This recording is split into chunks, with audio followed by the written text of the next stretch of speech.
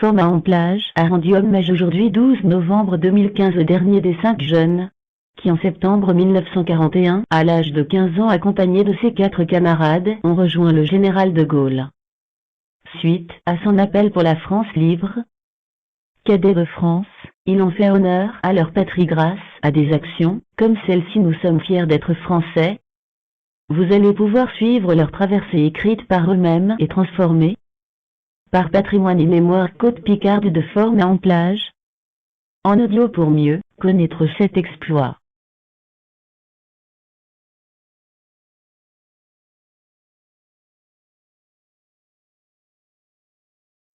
Toutes les photos que vous verrez pendant le commentaire de la traversée de 1941 sont des documents authentiques, fournis par Philippe Lavoie, fils de Pierre Lavoie, et offerts à Patrimoine et Mémoire, afin de témoigner de cet acte théorique.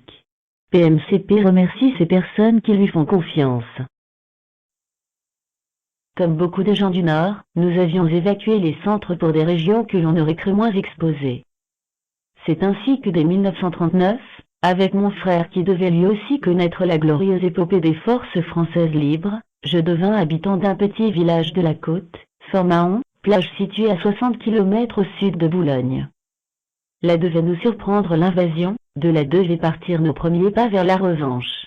Déjà avant l'invasion, héritage de Ch'timi, nous haïssions les Boches. Dès leur arrivée, mon frère qui avait à ce moment un peu plus de 17 ans, et moi un peu plus de 15, nous organisions notre résistance dans la mesure de nos faibles moyens.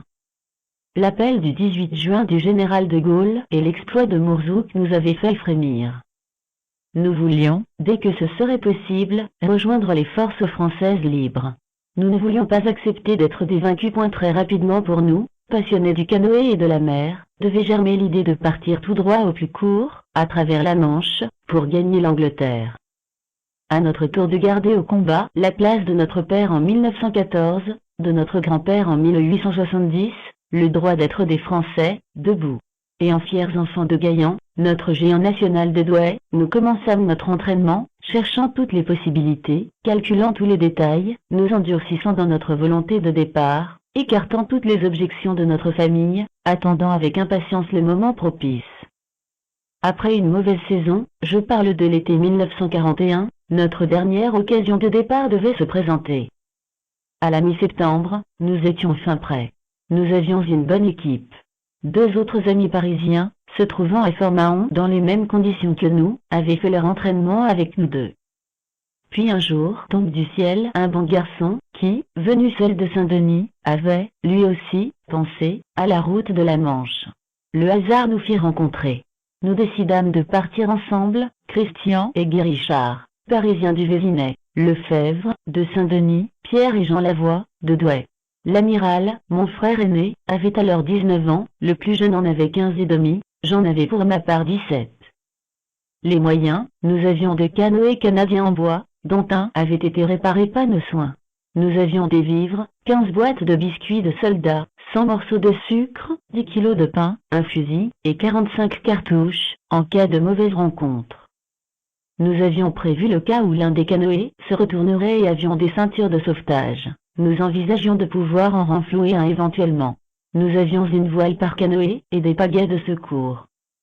Le 16 septembre au soir, nous devions partir. Un des canoës se trouvait sur la plage, l'autre dans la cour de la villa, en bordure de mer. Il faut avouer que par sécurité, nous n'avions prévenu personne de notre départ. Vers 21h, après la patrouille, nous nous détachions tous les 5, ombre silencieuse, nous dirigeant avec les paquets vers le premier canoë, peu rassurés, le sourire pincé d'un sentiment que seul donne l'aventure, nous faufilant dans les zones apparemment les plus sombres, nous gagnions le premier canoë, le portions au bord de l'eau. Puis nous revenions rechercher le second, et l'emportions à son tour après avoir traversé, le sourire haletant, le glacis, guettant inquiet, le poste allemand qui est tout au plus à 150 mètres. Nous sommes enfin à l'eau. Nous nous répartissons comme prévu dans les embarcations. Enfin en route, la mer est phosphorescente et les coups de pagaie déclenchent des gerbes d'étincelles. Là-haut, le petit poste de la dune ne bouge pas, la patrouille est passée, il y a 10 minutes. Pourquoi se passerait-il quelque chose? Nous pagayons avec rage, s'éloigner, c'est se mettre en sûreté. Non, car les dunes faisaient écran contre le vent d'est, et maintenant la mer se creuse, l'eau embarque, il faut manier la casserole en guise d'écope. Là-bas derrière, on distingue la masse sombre des maisons où nous devrions être bien au chaud, au lieu d'être aspergés par les vagues qui déferlent sans cesse sur nous. Nous distinguons dans la nuit d'encre la ligne des dunes, le blocos d'artillerie. Nous sommes enfin partis. Les premières difficultés sont vaincues. Nous hissons la voile. En avant, les deux canoës se suivent. Bouchons ballottés par la mer. Bouchons qui savent ce qu'ils veulent. La direction est prise, le cap sur les étoiles. Certes, nous sommes assez confortablement installés, mais nous avons calculé 10 heures de navigation et ce sera tout. Mais ce bruit, ces lumières, qu'est-ce? Nous baissons la voile, ils se rapprochent. Nous n'avions pas prévu les vedettes.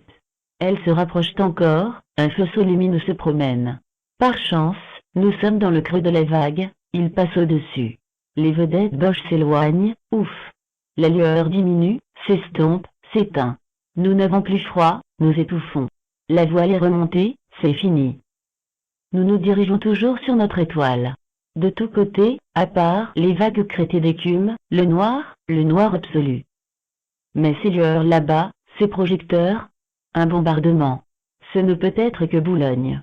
Mais alors, nous longerions simplement la côte. Immédiatement, nous sortons la boussole, la torche, et vérifions la direction. Nous avons fait une erreur, pas possible. Cependant, tout à l'heure, l'étoile donnait bien le cap. Oui, seulement, si l'étoile polaire est immobile, le chariot de la petite ours tourne, c'est ce qui nous a mis dedans.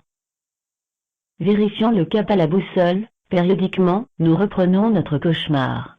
La mer est toujours agitée, adossée au mât, tout à l'avant du canoë, une étrange torpeur m'envahit et je sommeille, éclaboussé par les lames. Enfin la mer se calme, l'on se sent moulu, si je puis dire. La nuit blanchit, l'aube vient. Nous regardons autour de nous, toujours la mer. Non, là-bas, légèrement à droite, sous les premiers rayons du soleil, resplendit, comme un point brillant la côte de France, ce doit être le Griné. Et puis plus rien, adieu la France. C'est fini. La mer, de l'eau, encore de l'eau, toujours de l'eau. Nous sommes joyeux, le cauchemar est fini, la houle est assez faible, régulière. Le soleil réchauffe, nous nous restaurons, et à la voile et à la pagaie, nous continuons notre route. Soudain un vrombissement, nos deux voiles tombent. C'est un Bosch, pas d'erreur. Il ne nous a pas vus, il s'éloigne lui aussi comme les vedettes de la nuit précédente. Nous n'oserons plus mettre la voile, et à la pagaie, nous continuerons notre marche. Nous sommes pleins d'optimisme, vers le nord, un cumulus de nuages apparaît, barre tout l'horizon, ça ne peut être qu'une condensation annonçant la Terre. En effet, bientôt, vers midi, nous apercevons une ligne plus sombre.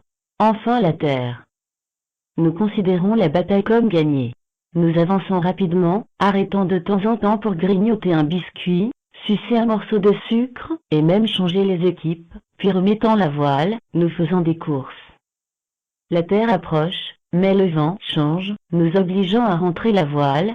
L'équipe du 2 est un peu fatiguée, nous prenons le 2 en remorque. Après un temps, ils reprennent leur autonomie, mais la mer se durcit, le courant n'a pas l'air de nous être favorable. Si la côte est bien visible, plus moyen d'avancer, il peut bien être 16 heures. Pendant 2 heures, nous luttons à tout prix, jetons les vivres, le fusil, les cartouches, une voile par-dessus bord. Cependant, nous ne pouvons avancer. Après 2 heures de lutte, épuisés, nous décidons d'essayer de dévier sur notre gauche où semble se dessiner une baie. Nous allons essayer de nous glisser dans la baie, où, espérons-nous, la mer sera plus calme.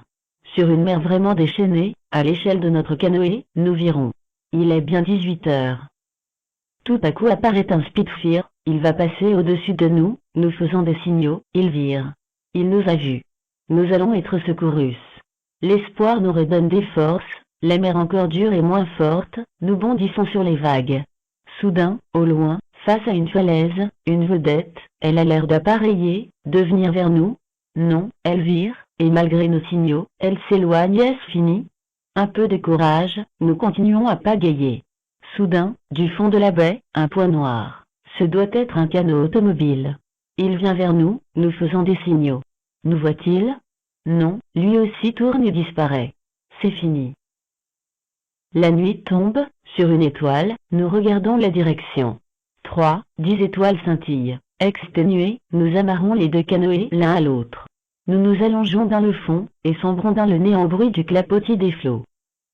Soudain un cri. Des projecteurs. En effet, 3 projecteurs dressent dans le ciel leurs faisceaux lumineux. S'il y a des projecteurs, il y a terre. En un tour de main, les canoës sont désamarrés, et nous sommes à nouveau à pagayer avec ardeur dans la direction de l'espoir. Hélas, bientôt un à un, les projecteurs s'éteignent. Encore quelque temps, nous nous dirigeons sur une étoile et comme les autres, elle nous trahit et raccrochant les esquifs, nous nous replongeons dans le néant. Quel est ce bruit étrange qu'on entend? Ce n'est certes pas le bruit de l'eau sur notre canoë, il est plus profond, plus sourd. L'un de nous lève la tête et s'écrie « Terre !» La terre est là tout près. En effet, une magnifique falaise blanchâtre se découpe sur le ciel plus noir. Nous nous remettons en route. Le courant est dur, nous devons trimer pour en sortir. Mais qu'est devenu l'autre canoë? Moins maniable que le nôtre, il part à la dérive. Nous partons à son secours, le prenons en remorque. Nous voilà sortis, la côte est là tout près. Doucement, nous évoluons entre les rochers, nous voilà. Terre. Nous ne sautons pas, poussant des cris de joie. Rien. Totalement épuisés, nous traînons les canoës contre la falaise, puis, chacun dans son coin de rocher, nous nous couchons, et nous endormons. Quand nous nous réveillons, la mer est là toute proche. De la falaise qui est très haute, descend un filet d'eau. Enfin, nous nous désaltérons. Nos tenues sont bien piteuses. Au loin, un petit casino sur pilotis, une ville. Nous n'en croyons pas nos yeux. Allons-nous faire une entrée triomphale en canoë dans le pays? Pour ma part, je jure bien de ne jamais de ma vie remettre les pieds sur l'eau.